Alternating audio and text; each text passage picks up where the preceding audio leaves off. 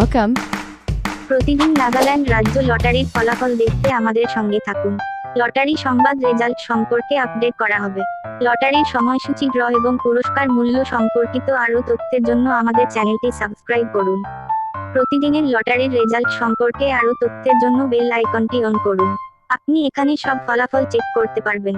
Lottery সংবাদ দুপুর 1টা, সন্ধ্যা 6টা ও রাত 8টার রেজাল্ট। আমাদের চ্যানেলটিকে সাবস্ক্রাইব করতে ভুলবেন না।